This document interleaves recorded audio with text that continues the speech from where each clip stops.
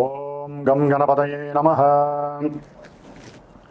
ఓం జ్ఞానానందమయం దేవం నిర్మలస్ఫటికాకృతిం ఆధారం సర్వవిద్యానాం శ్రీ హయగ్రీవముపాస్మహే. శ్రీ లక్ష్మీ హయగ్రీవాయ నమః.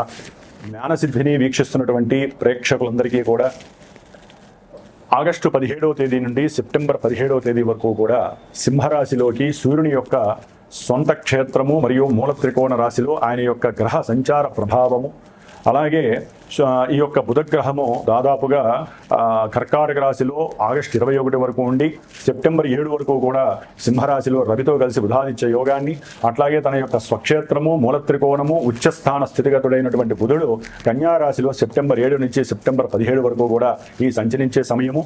శుక్రుడు సెప్టెంబర్ 2వ తేదీ వరకు కూడా నీచ స్థితిలో కన్యారాశిలో ఉండి తులారాశిలో తన యొక్క స్వక్షేత్రంలో వచ్చినప్పుడు విశేషమైనటువంటి యోగాలని, అట్లాగే కుజ భగవానుడు ఈ నెల రోజులు సెప్టెంబర్ 17 వరకు కూడా విశేషంగా మిథున రాశిలోనే సంచరిస్తూ, మరి గురుడు చూస్తే ఆయన ఆశ్లేష నక్షత్రంలోకి మారి కర్కాటక రాశిలోను, కేతు ఏమో సింహరాశిలోను, కుంభరాశిలో రాహువు, మీనరాశిలో వక్రీగత శని ప్రభావము. ఈ యొక్క గ్రహాల యొక్క సంచారం వలన మేషాది మీనరాశి పర్యంతం ఏ విధమైనటువంటి గ్రహ సూచికలు కలుగజేస్తాయి, ఏ విధమైనటువంటి శుభాలు లేకపోతే ఇబ్బందులు కలుగజేస్తాయి తెలుసుకునే ముందు ఇప్పుడు ఈ మాసంలో జరిగేటటువంటి విశేష పండుగల యొక్క విశిష్టతలు, అట్లాగే నా యొక్క జ్ఞానసిద్ధి క్షేత్రపీఠంలో ఏ సమస్యల వలన, ఏ ఇబ్బందుల వలన, ఏ గ్రహాల వలన ఏ రకమైనటువంటి పూజలు నేను ఆచరిస్తున్నానో తెలుసుకునే ప్రయత్నం చేసి ఆ తదుపరి మీ యొక్క రాశి గ్రహ ప్రభావాన్ని వినడానికి ప్రయత్నం చేయండి.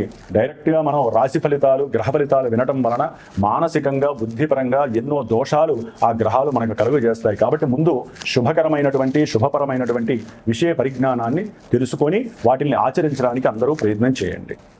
జ్ఞానసిద్ధిని వీక్షిస్తున్నటువంటి ప్రేక్షకులందరికీ కూడా శ్రావణ మాసం శుభాకాంక్షలు. ఈ యొక్క శ్రావణ మాసంలో మనకి గ్రహాలలో మార్పే కాకుండా మరి ఈ ఆగస్టు 14వ తేదీ నుండి కూడా, అంటే దాదాపుగా 13వ తేదీ నుండి కూడా విశేషమైనటువంటి శ్రావణ మాసం పండుగలు ప్రారంభం అవుతున్నాయి. శ్రావణ మాసంలో 14వ తారీఖున మొదటి శుక్రవారం ప్రారంభమై 21 రెండవ శుక్రవారము, శ్రావణ పౌర్ణమి 28వ తేదీ. ఆ విధంగా 5 శుక్రవారాలు, 4 సోమవారాలు, 4 శ్రావణ మంగళవారాలు చాలా విశేషమైనటువంటి ప్రాధాన్యత స్త్రీమూర్తులకి సంబంధించినటువంటిది. దాని వలన మాంగళ్య సౌభాగ్యము, అఖండ అష్టైశ్వర్యాలు, సత్సంతాన వృద్ధి, కుటుంబ వంశవృద్ధి కలుగుతుంది. అట్లాగే మనకి 17వ తేదీన నాగపంచమి, గరుడ పంచమి, అలాగే విశేషముగా సూర్యుడి యొక్క సంక్రమణం సింహరాశిలోకి జరగబోతోంది. అంటే తన ఇంట్లోకి తన యొక్క స్వక్షేత్రము మూల త్రికోణ రాశి అయినటువంటి సింహరాశిలోకి సూర్య భగవానుడు సాక్షాత్తు శ్రావణ మాసానికి ఆయనే అధిష్టాన దేవత.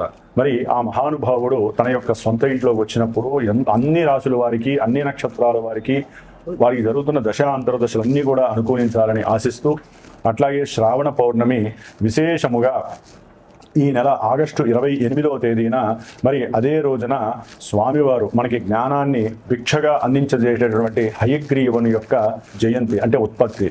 అట్లాగే గాయత్రి జయంతి, వేదాలకి మూలము ఆవిడేనమాట. గాయత్రీదేవి యొక్క జన్మదినోత్సవం, అట్లాగే రాఖీ పండగ, అట్లాగే ఆగస్టు 31వ తేదీన సంకష్టహర చతుర్థి. మనకున్నటువంటి ఎన్నో వ్యాపార నష్టాలు, ధన నష్టాలు, అట్లాగే బుద్ధిహీనత్వం కలిగినటువంటి మాట తీరులో తేడాలు, వీటి వలన ఎన్నో ఇబ్బందులు ఎదుర్కోవడానికి ఆ యొక్క గణపతి యొక్క అనుగ్రహము లభించేటటువంటి శ్రావణ మాసం. కాబట్టి శ్రావణ మాసంలో ఇన్ని విశేషమైనటువంటి పండగలతో పాటుగా అందరూ తెలుసుకోవాల్సిన విషయము శ్రద్ధగా వినండి. ఎందుకంటే మేషాది మీనరాశి పర్యంతం విషయ పరిజ్ఞానం ఒకటైతే కనుక అసలు మనకి అంతరిక్షంలో ఏం జరుగుతుందో తెలియకుండా ఎంతసేపటికి భూలోకంలో మన రాశిది, మన నక్షత్రం ఇది, మనకి ఈ బాధలు జరుగుతున్నాయి అని కాకుండా ఏ గ్రహం వలన ఏ సమస్యలు కలుగుతాయి, వాటికి ఏదైనా పరిష్కారం ఆచరిస్తే శుభం జరుగుతుంది అని ముందుగా మనం అందరం కూడా ఆలోచించాల్సినటువంటి విషయం. ఈ యొక్క ఆగస్టు 2వ తేదీన కుజుడు వృషభ రాశిలోంచి మరి మిథున రాశిలోకి శత్రుక్షేత్రంలోకి ఆయన మారినటువంటి రోజు. ఆయన ఆగస్టు 12వ తేదీ అమావాస్య రోజున మరి పాప నక్షత్రమైనటువంటి రాహు నక్షత్రం, ఆరుద్ర నక్షత్రంలోకి ప్రవేశిస్తాడు. అట్లాగే రాహుగ్రహము ఆగస్టు 2వ తేదీన అదే కుంభరాశిలో ఉంటూ తన యొక్క సొంత నక్షత్రమైనటువంటి శతభిష నక్షత్రంలోంచి ధనిష్ట నక్షత్రం, పాప నక్షత్రము, శత్రు నక్షత్రమైనటువంటి కుజ నక్షత్రంలోకి మార్పు జరిగింది. అంటే ఇక్కడ మిథున రాశిలో ఉన్నటువంటి కుజుడు కూడా గోత్రనామాదులు తెలియజేసి కుజరాహుల యొక్క దోష పరిహారార్థమై, అట్లాగే దంపతుల యొక్క అనుకూలత కోసమై, సత్సంతాన యోగ్యత కోసము, విశేషంగా భూమి, గృహము వీటికి సంబంధించినటువంటి దోష పరిహారార్థమై నేను ప్రత్యేకించి ఆగస్టు 15వ తేదీ నుండి కూడా శని భగవంతుడికి అట్లాగే కుజరాహులకి సంబంధించినటువంటి, శుక్రుడికి సంబంధించినటువంటి దోష పరిహారార్థమై సుబ్రహ్మణ్యేశ్వర స్వామి యొక్క ప్రీతికరమైనటువంటి సర్పసూక్త జపాన్ని, శనికి సంబంధించినటువంటి విశేషమైన శని జపాన్ని, మంజుసూక్త జపాన్ని, అట్లాగే రాహు వల్ల కలిగేటటువంటి సమస్యలు, భయము, భ్రాంతులకి సంబంధించి దుర్గా సూక్త జపాన్ని ఆచరిస్తూ దాదాపుగా సెప్టెంబర్ 4వ తేదీ వరకు కూడా ఇది జరిగే అవకాశం ఉంటుంది. తరువాత కుక్కే సుబ్రహ్మణ్యేశ్వర స్వామి దగ్గరికి వెళ్ళి ఈ 18 రోజులు ఎవరి పేరు మీదైతే కనుక స్వామివారు అంటే చిన్న సుబ్రహ్మణ్యేశ్వర స్వామి వారి యొక్క పంచలోహ విగ్రహాన్ని ఆయనకి అభిషేకం చేసి ఆరాధన చేసి దారాదత్తం చేస్తామో ఆ యొక్క రక్షని స్వామివారి దగ్గర పూజ చేసి కుక్కే సుబ్రహ్మణ్యేశ్వర స్వామి దగ్గర ఎవరైతే గోత్రనామాలు నాకు ఇచ్చి నేను 18 రోజులు వారి యొక్క శ్రేయస్సు కోసము, సంతానం కోసము, గృహయోగ్యం కోసము ఏవైతే కోర్టు సమస్యల వలన ఇబ్బందులు పడుతున్నారో అవన్నీ నిర్వీర్యం కావడానికి, మీకు స్వలాభం కలగడానికి, ఆరోగ్యవంతులే ఉండటానికి నేను చేసే ఈ ప్రయత్నంలో ఎవరైతే సహకరిస్తారో వారికి ప్రత్యేకించి హోమం చేసి ఆ హోమ ద్రవ్యాన్ని పంపిస్తాను. ప్రతిదీ కూడా మీ అందరికీ అప్డేట్ ఉంటూ ఉంటుంది నేను చేసే ప్రతి పూజ కూడా.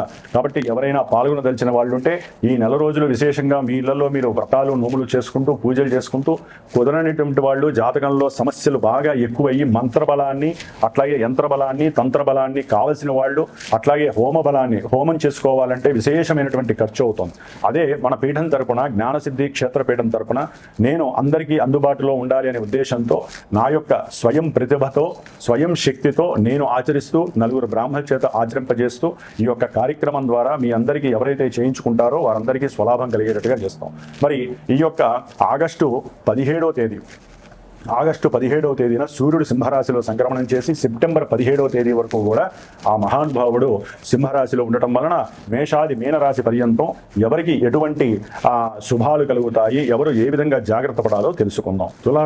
తులారాశి వారికి ఆగస్టు 17 నుంచి సెప్టెంబర్ 17వ తేదీ వరకు కూడా అత్యద్భుతమైనటువంటి విశేషమైనటువంటి లాభాలు కలగడానికి సూర్య భగవానుడు ఆయన ఈ యొక్క ఆగస్టు 17వ తేదీన తన యొక్క స్వక్షేత్రమైనటువంటి మూల త్రికోణ రాశి అయినటువంటి సింహరాశిలోకి అడుగు పెడుతున్నాడు. ఆల్రెడీ కేతువు ఉండటం, ఆ కేతువు వలన ఎన్నో లాభాలు కలిగి ఇప్పుడు సూర్యుడు ఆ యొక్క లాభ స్థానంలోకి రావటం వలన ఆరోగ్య లాభం కలుగుతుంది, విశేషమైనటువంటి గృహలాభం. అసలు రవి బాగున్నాడు అంటే అన్నీ బాగున్నట్టే లెక్క. మరి అలాంటి వాళ్ళల్లో తులారాశి వారికి విశేషంగా కీర్తి ప్రతిష్టలు సన్మానాదులు జరుగుతాయి.